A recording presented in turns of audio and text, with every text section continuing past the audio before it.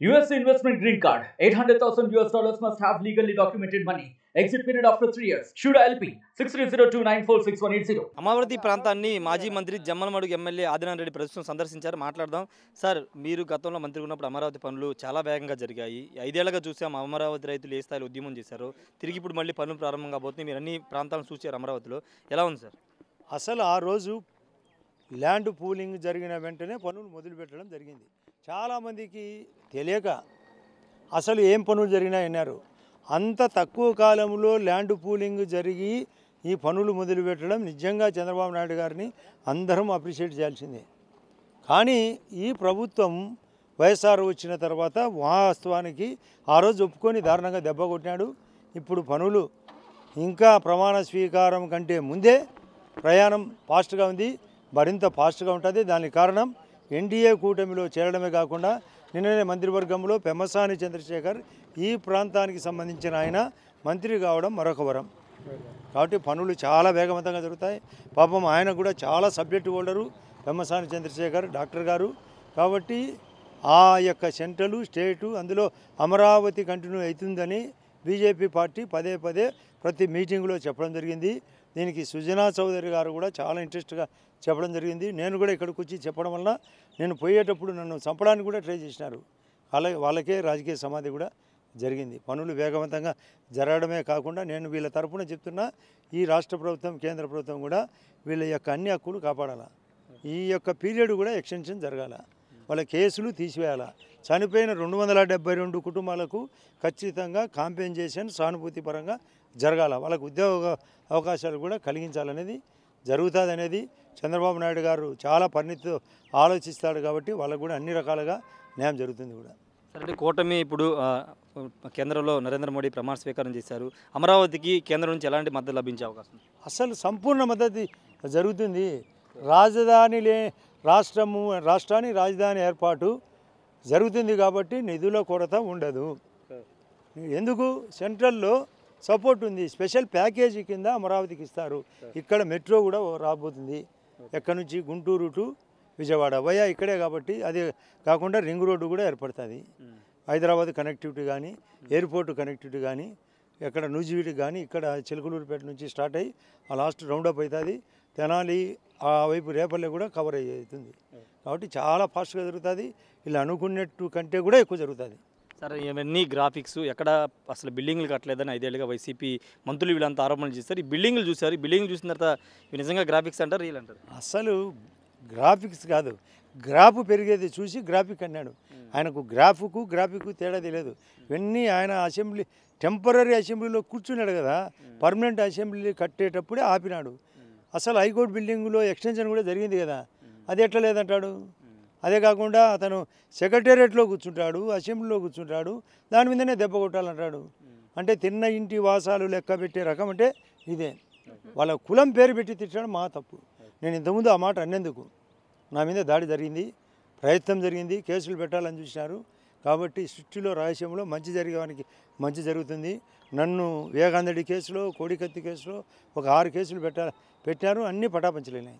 అంటే మిమ్మల్ని అమరావతికి మద్దతుగా ఇక్కడ తెలిపి వెళ్తుంటే మీ మీద సత్యకుమార్ మీద దాడి జరిగింది.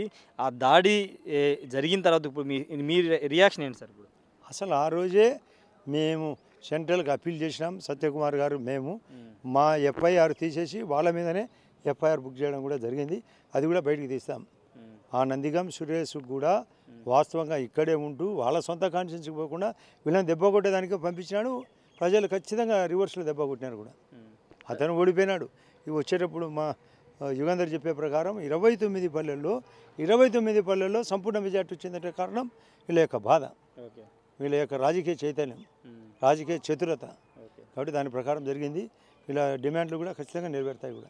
వైసీపీ కేవలం 11 స్థానాలు మాత్రమే ప్రజలు కట్టబెట్టారు. మీతో భారతీయ జనతా పార్టీతో ఎమ్మెల్యేలు టచ్లో ఉన్న మొన్న ఒక మాట అన్నారు. ఎంతమంది టచ్లో ఉన్నారు, ఎంతమంది తీసుకోబోతున్నారు? అతను తప్ప అందరు ఉన్నారు. ఎంపీలు కూడా. అవినాష్ రెడ్డి కూడా మీతో టచ్లో ఉన్నాడా?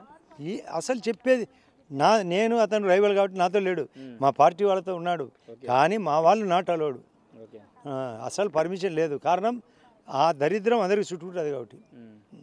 11 మంది అంటే వాళ్ళు టాక్స్ ఏమైనా నడుస్తున్నాయి సార్? 11 మంది అంటే మళ్ళీ చెప్తున్నాను, ఒకరిని తీసేయాలా. 11 - 1 ఆయన డమ్మీ చీఫ్ మినిస్టరు, ఆయన పోను మిగతా అందరూ ఉన్నారు. కారణం వాళ్ళు చేసిన తప్పులు ఇప్పటికే మీరు స్టేట్మెంట్ చూసింటారు. నిన్న కాడసాని రాంభూపాల్ రెడ్డి ఒక స్టేట్మెంట్ ఇచ్చినాడు. అసలు ల్యాండ్ టైటిలింగ్ యాక్ట్ ఇవ్వడము, మాట వినకపోవడము, ఎవరికి అపాయింట్మెంట్ ఇవ్వకపోవడము, ఆ అప్పీలుకు కూడా ఛాన్స్ లేని విధంగా ప్రవర్తించినాడు. మళ్ళీ పోతూ పోతూ లండన్కు పోతూ పోలింగ్ తర్వాత 4 రోజులకు 151 ప్లస్ సీట్లు ప్లస్ 22 ఎంపీలు ప్లస్ సీట్లు అని వచ్చినాయి. ప్లస్ ఆరామ స్థానం లాంటి వాళ్ళు చెప్పినారు, ఆనందపడినారు. ఏదో తత్కాల ఆనందము పటాపంచలైంది, చివరికి అధోగతి అయింది. ధనంజయ రెడ్డి లాంటి వాళ్ళ వల్లే మేము ఓడిపోయాము, అసలు ముఖ్యమంత్రిని కలవనివ్వలేదు అని మొన్న జక్కంపూడి రాజా గారిని చాలామంది మాట్లాడుతున్నారు. నిన్న కేతిరెడ్డి వెంకటరామరెడ్డి కూడా మాట్లాడు. మీరు ఎలా చూస్తారు? అసలు ధనంజయ రెడ్డి ఒకడు ఇతనే వద్దని చెప్పినది, మళ్ళీ ఏదో ఆడలేక మధ్యలో కూడా అని. అసలు అతని యొక్క దరిద్రం, అతను రాజు కరెక్ట్గా ఉంటే ఇది జరగదు. రాజే దారుణమైన క్యారెక్టరు ధనంజయ రెడ్డి. అందులో ఒక పార్ట్, ఇక్కడ సిఆర్డిఏ కమిషనర్ కూడా మరొక పార్టు, ఇట్లా అందరూ పార్ట్లు. కారణం అతనే సెలెక్ట్ చేసుకొని ఆఫీసులను క్యారెక్టర్లెస్ వాళ్ళందరినీ వేసుకోవడం వల్లే ఇది విధంగా జరిగింది. గతంలో మీరు చంద్రబాబు క్యాబినెట్లో పనిచేశారు, ఇప్పుడు క్యాబినెట్ కూర్పు జరగబోతుంది, భారతీయ జనతా పార్టీ కూడా క్యాబినెట్లోకి రాబోతుంది, ఆదినారాయణ రెడ్డి మరోసారి క్యాబినెట్లోకి రాబోతున్నారండి. అది మా ఢిల్లీ పెద్దలు, ఇక్కడ రాష్ట్ర బీజేపీ పెద్దలు నిర్ణయించాల్సింది. ఏదో కోరుకుంటే వస్తుంది అనుకుంటే కాదు.